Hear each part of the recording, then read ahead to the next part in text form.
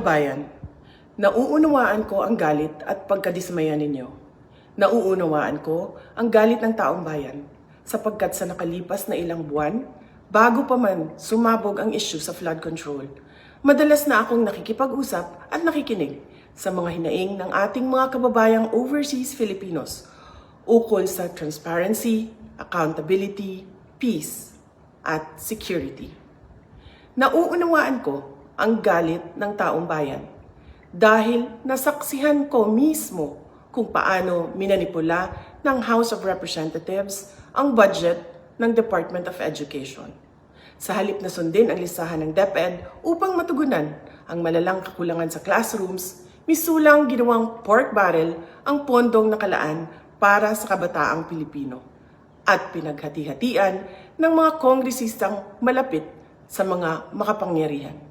Pinili kong huwag sumali sa panggagago sa taong bayan. Sa aking pagbitiw bilang kalihim ng DepEd, ininda ko ang kaliwat kanan na atake kasama na ang impeachment para lamang mapagtakpan nila ang katiwalian sa 2025 budget. The President now faces a profound crisis of confidence, especially in the way these corruption investigations are being handled, which appear to lack both direction and resolve. We also seek clear answers on how a budget that deprived Filipinos of billions and billions of pesos was approved under his watch. Kaisa ako ng milyong-milyong Pilipinong nadismaya at nandidiri sa pamahalaang lulong sa insekuridad at walang kabusugang kasakiman.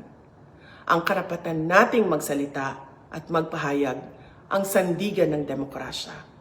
Dapat itong pakinggan ng pamahalaan, hindi para isang tabi at baliwalain lamang. We Filipinos deserve better. Shukran.